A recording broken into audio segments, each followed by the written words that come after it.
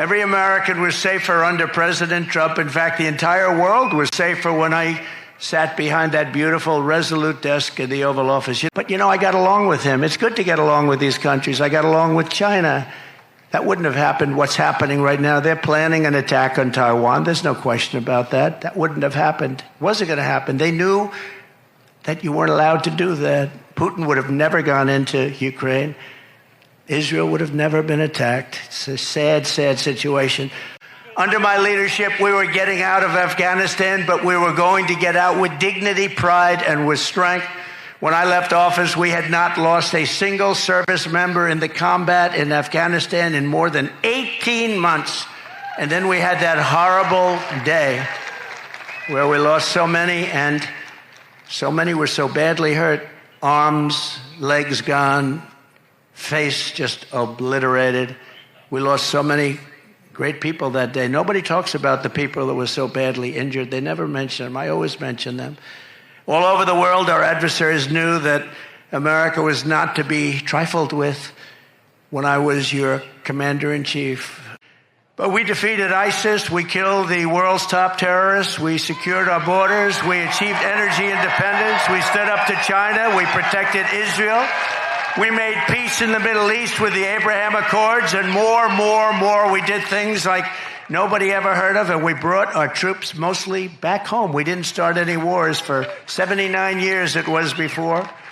We didn't start wars, 79, 80 years. But since the Afghanistan catastrophe, it's been open season on America and our allies. I really believe that the Afghan disaster, what happened, the stupidity and the way we pulled out and the bedlam and all of that, it would have been very smooth. We were going to get out with strength and dignity.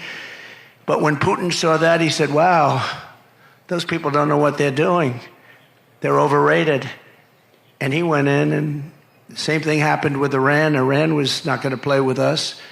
And now Iran is a rich nation. They have $300 billion. They had no money. And in 3.5 years, they made $300 billion. $300 billion they have right now. They made it all in 3.5 years. They had none when I left.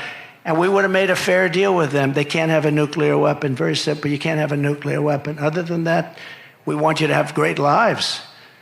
But I do hear they're after me, but, that's the way it is. Look, I'm here for you, and I'm here even for the world. We want to stop world wars because the equipment is so devastating now.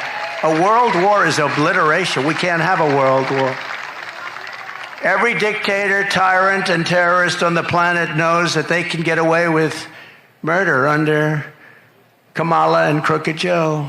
Kidnappers are getting millions and millions of dollars, but now they're getting billions. They're getting billions. What did you get for the 4 people that we released? Sure, they got $6 billion. What is $6 billion? Does anyone know what that means? $6 billion. They got $6 billion.